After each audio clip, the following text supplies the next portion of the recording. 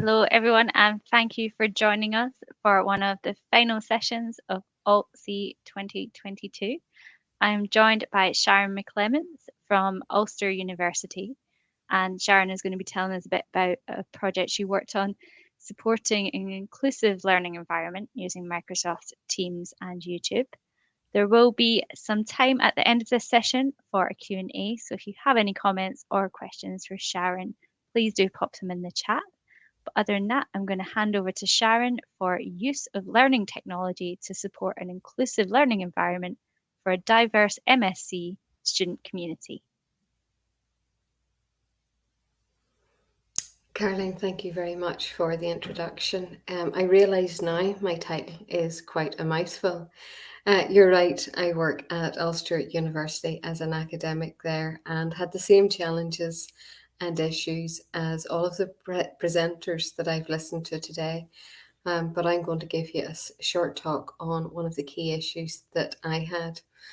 And in essence, then I developed a presentation. I developed a number of different strategies that is now developed into this presentation. And you'll see later on in my presentation some of the opportunities that these interventions have actually delivered for Ulster, for our students, and of course enhanced that student experience.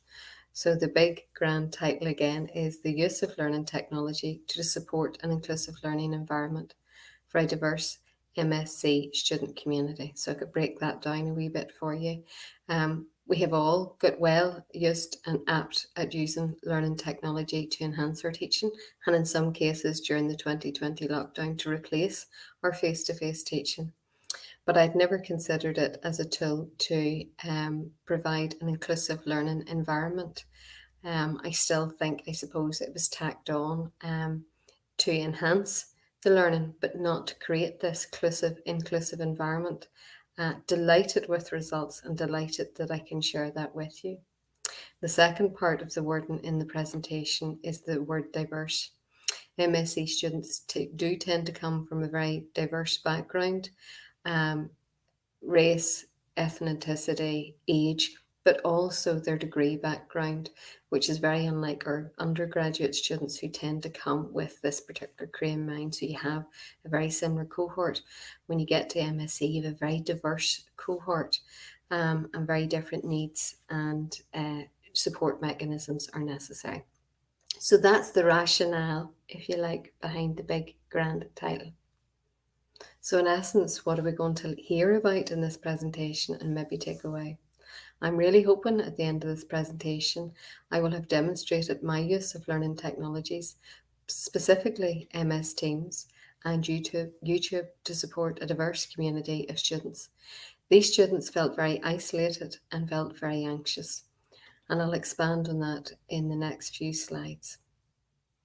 I'm also hoping that by the end of this presentation, you will have got a message, I suppose, from this presentation that I was successfully used the learning technologies to deliver student learning in an inclusive way that was supportive. And the net result then, the bottom line, is that these learning technologies, these interventions using learning technologies specifically, realise positive benefits for the students and enhance their overall learning experience. So they're the two big things. I used learning technology, specifically MS Teams and YouTube, to support students, which was more than just to deliver teaching, learning and assessment to support them. And secondly, it worked and there were a lot of benefits that I will allude to. Well, actually, I'll show off later on. So, setting the scene. In 2021-2022, I was responsible for delivering face-to-face teaching on MSc Construction Management. Like all institutions globally, we battled with, do we continue face-to-face? Do we try and do online? And the feeling was from the entire community of learners that they would like back in the classroom. And one of the reasons they would like back in the classroom is to have that peer interaction. So one of the modules that I delivered was to 23 students. The vast majority of those students were international students and 7 were home students. So this was a second semester. So the first semester, a lot of our stuff was still kind of online. We weren't really sure where we were going with the vaccinations and COVID. But by the second semester, we kind of were going to take our chances. We wanted back into the classroom, but nonetheless, employers all around were ensuring that safety was paramount. So therefore, there were a lot of mitigations in place for us to be able to deliver face-to-face teach. These mitigations included, and I'm sure you're all aware of, face masks, socially distance, limitations to group interactions. And because these students were from international students, the vast majority of them, and very different and diverse backgrounds, even the home students, they didn't have that peer, that contact, that friend, that guy that they knew from home, that girl that was in their class for a few years doing A levels or whatever as an undergraduate would tend to have. They really knew nobody. And we couldn't do that social interaction because they were the current regulations.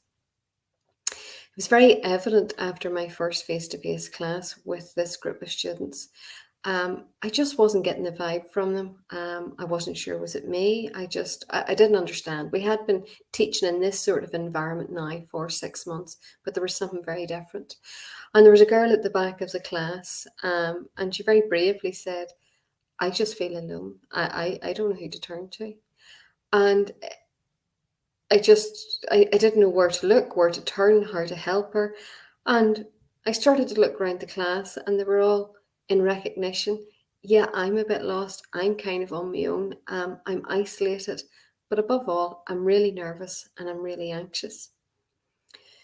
So I started to do a bit of research about these feelings of isolation and being anxious, and of course, as an academic, how that was going to impact on student performance, ergo the student experience.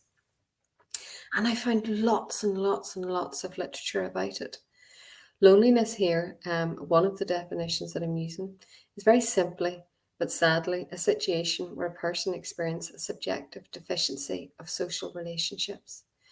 And that was exactly what this student at the back of the room felt. She felt isolated, she felt alone, and she didn't know where to turn to make these social relationships. I was supported by my institution, who recognises that loneliness can be and is, as I found, a significant barrier to learning, and advocating that students themselves should be entitled to an inclusive and supportive learning environment. So I was made aware of an issue in a room that I hadn't thought of before.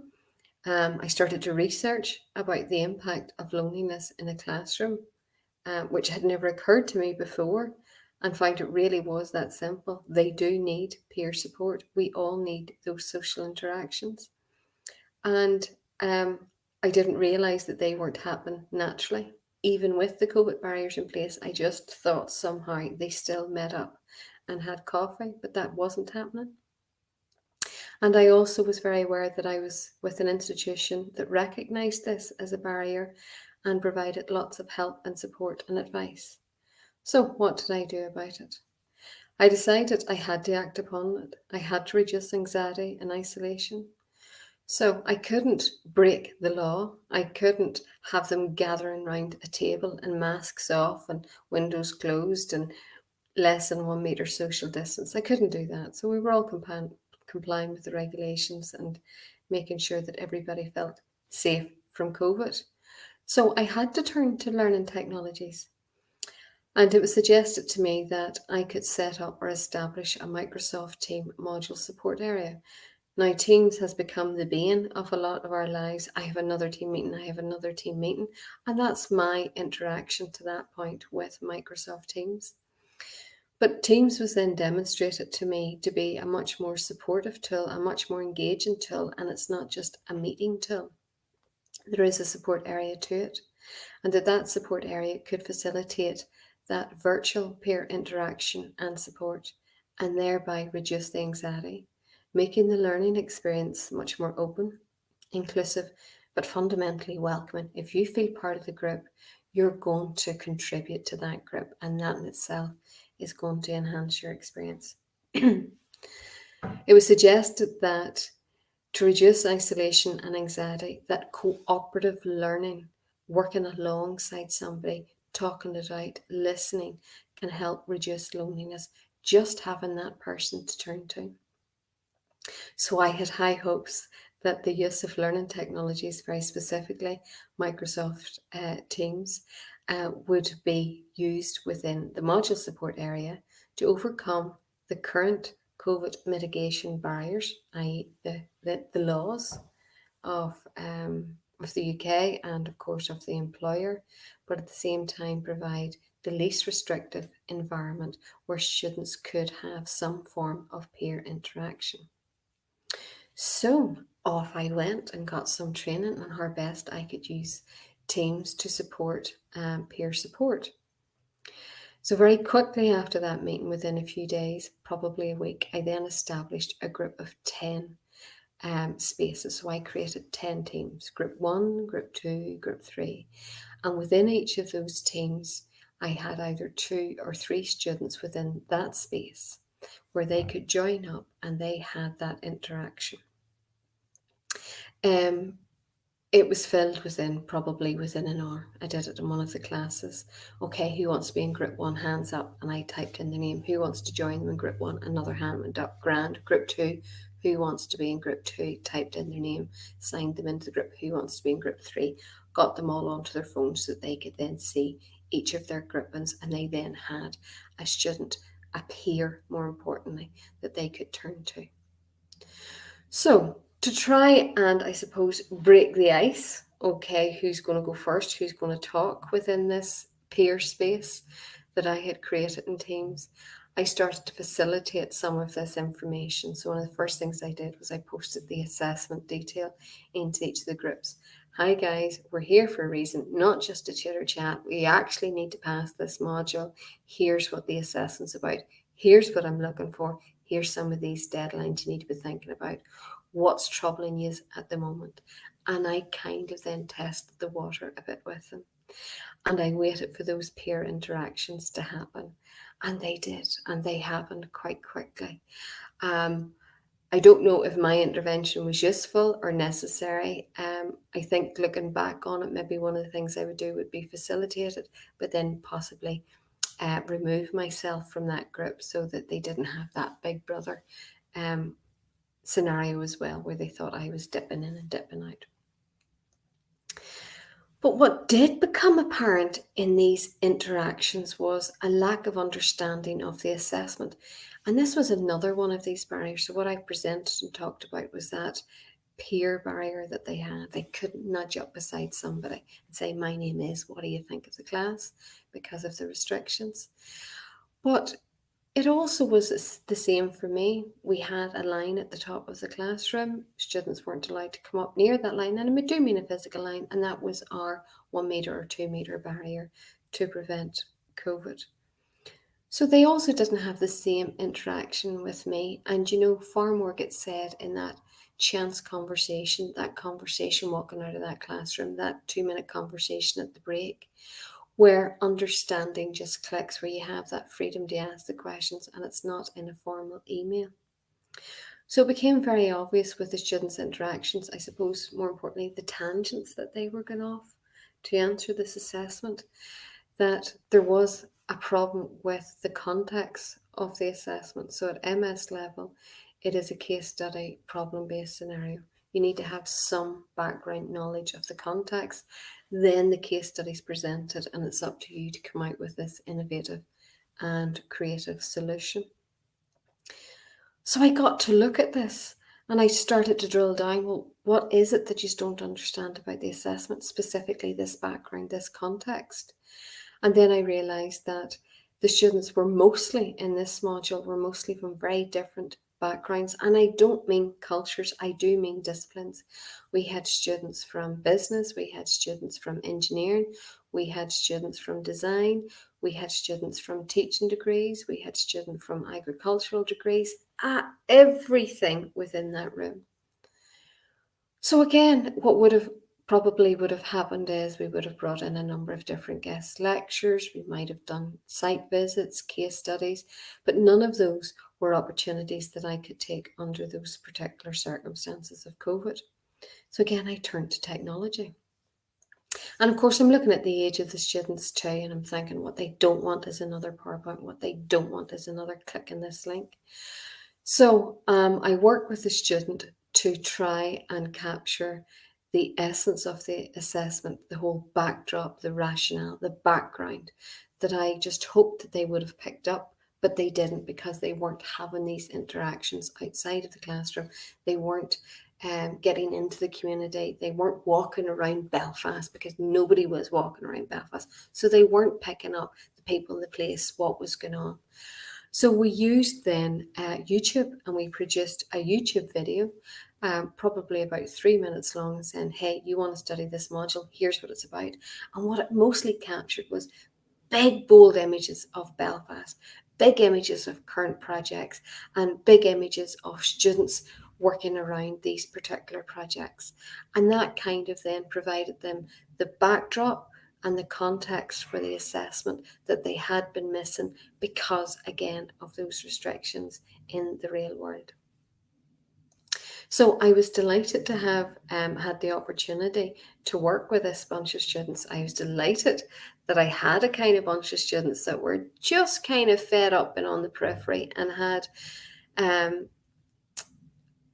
were brave enough to say, no, we need to try something here. So delighted that they've given us the opportunity to use various different technologies to enhance their and support their learning.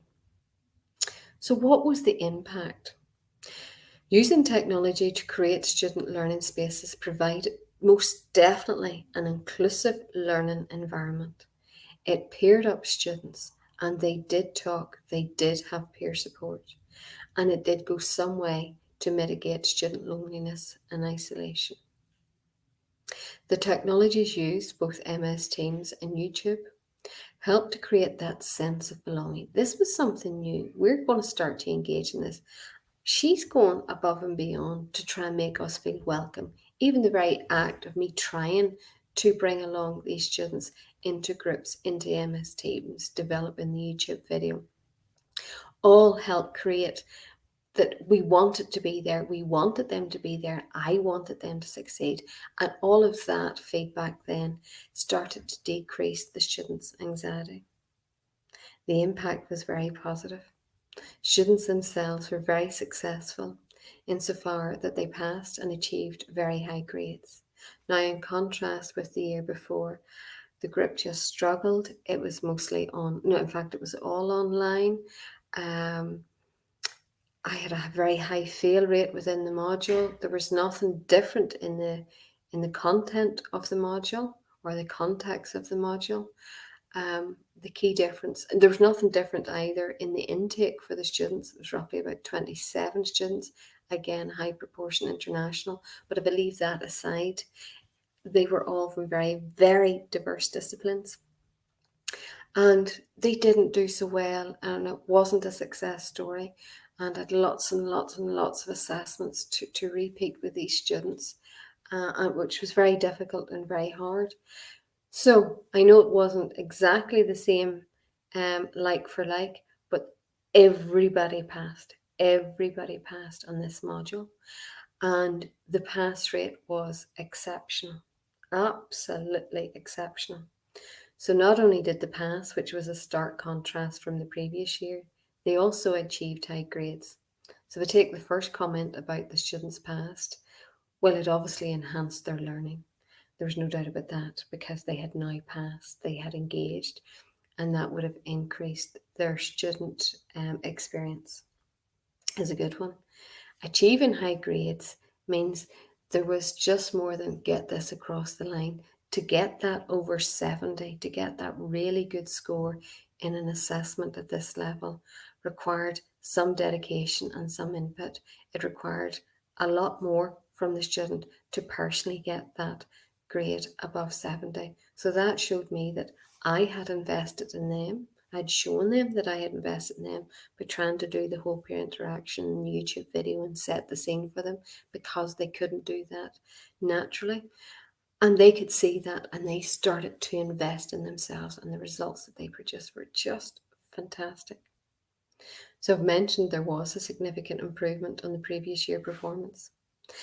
Additionally, the students' confidence increased because of their engagement with peers. It was enjoyable to go into the classroom. I had COVID mitigation measures throughout the whole of semester two. Maybe different institutions were different, but we still had the 1 metre social distancing, masks on, doors open. But the crack, if you like, was really enhanced in that classroom, and you could tell that they were much more relaxed.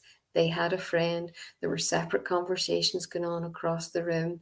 It was just a much more enjoyable and engaging experience for us all in the room. And the final testament of that, blown away, the students in that module then nominated us for a Students' Union Award. We were nipped at the post, but we were beyond delighted to have been nominated for an Ulster University Students' Union Award.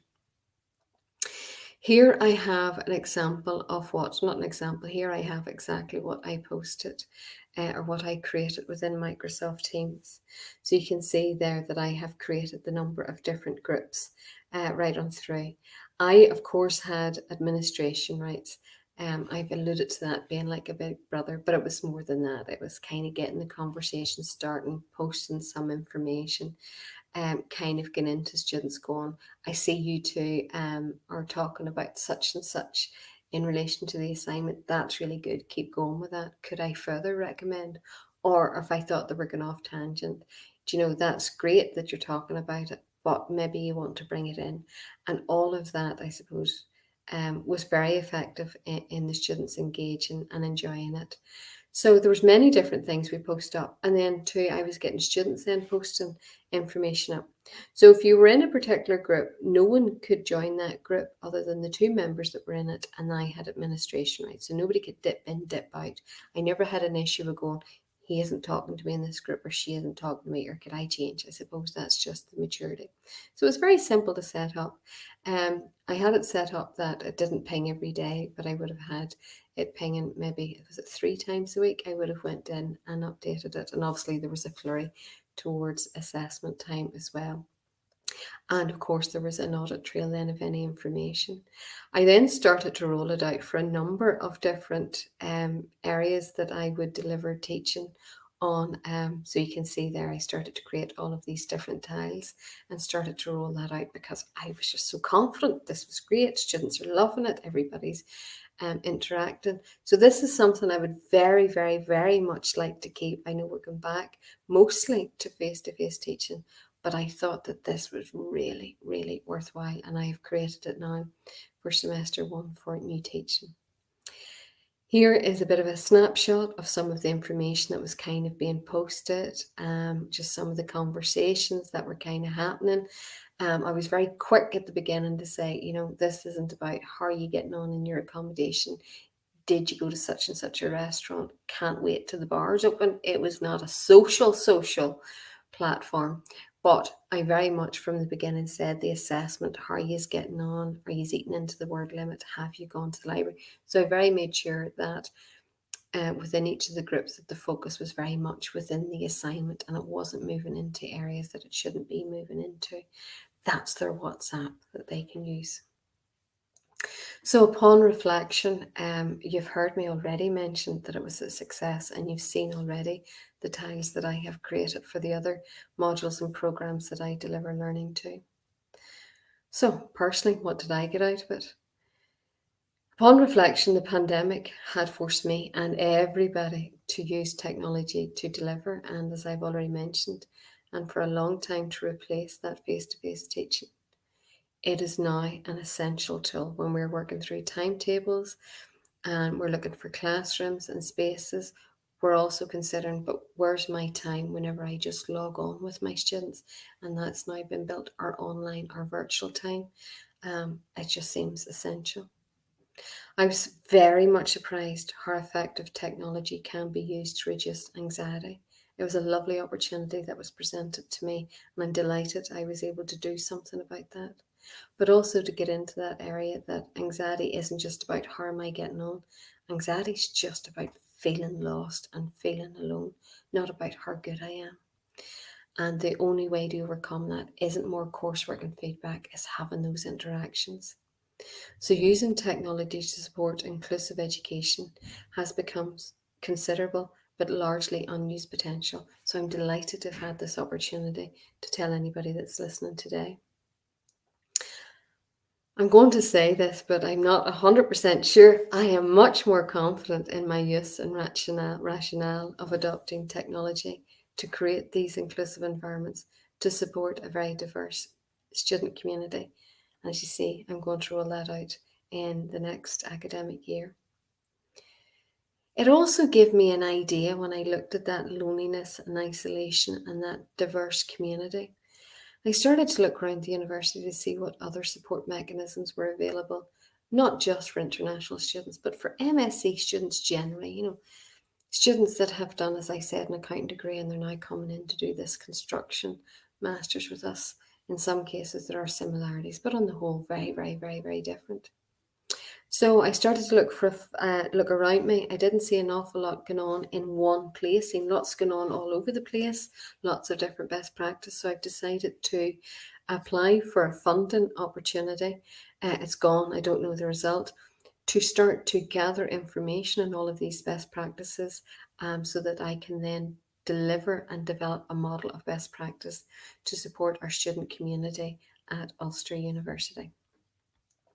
So that is a wee bit there about the funding opportunity. I'm really hoping I get that. If anybody's listening, I hope I get this funding for it.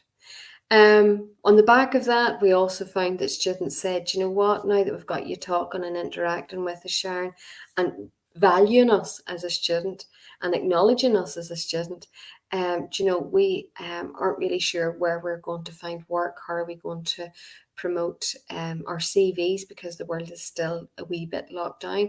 So I was able to create, you can see, a very socially distanced postgrad industry mentoring event. And I had some folk from industry come in and talk to our MSc students. 3 out of the 23 students got jobs within a week or two after that event. So again, that was something else. I realised, gosh, we spend a lot of time working on our placement students and our undergraduates whenever they graduate to get graduate employability. But our master's students were entering a very different environment as well, and the support wasn't there. So it was great. I was able to do something. That's just a wee bit more information about that's a wee bit more information about the application. And I'm conscious of time in case anybody wants to ask me any questions. So I'd like to thank you very much for listening. I'd like to thank you very much for giving me the opportunity to talk about my wee having a go at reducing student anxiety in relation to using learning technologies. Thanks very much. Thank you for that, Sharon. That was lovely to hear, and I'm sure your students agree that they were really lucky not only to have a teacher where they could say in the classroom that they felt lonely, but someone who put in so much effort to trying to resolve that issue for them. I'm just checking the chat. I can't see any questions specifically, but I want to share a nice comment that's come in from Eileen Dawn Alexander. Nice when cooperative learning can start with a bit of teacher presence to note a springboard for the initial conversation and then to step back for the cooperative group to carry on, which I think is exactly what you did. And it seemed to work really well for you. Oh, it did. It was very enjoyable. And yeah, I don't know why I hadn't considered it. Just thought if you're anxious, it's because you've got an exam coming up. I just never reconciled being anxious and lonely, or being anxious because I didn't realize that, and I couldn't believe the information I found out about it. So definitely changed my thinking. And as you've seen, I've already set up the MS Teams areas moving forward. Even my first face-to-face tutorial classes would have been hit the ground running. This is what we're going to do. This is what you need to know. It's not. It's who are you? What do you do? Do you know the person beside you? So I have changed entirely my first few weeks of teaching to try and reduce that anxiety and that loneliness. So yeah, I've really enjoyed it. Don't know if that'll work, but I'm going to give it a go, and it's definitely changed my approach to teaching in the classroom. Well, thank you so much for sharing your story today. And we're getting thanks in the chat as well for that session. Thank you, everybody. Um, Thank you. and that's it for the online sessions for altc 2022 for now. So thank you very much, Sharon, and thank you everyone who has joined us today. And we'll hopefully see you all at the next one. Brilliant. Thanks.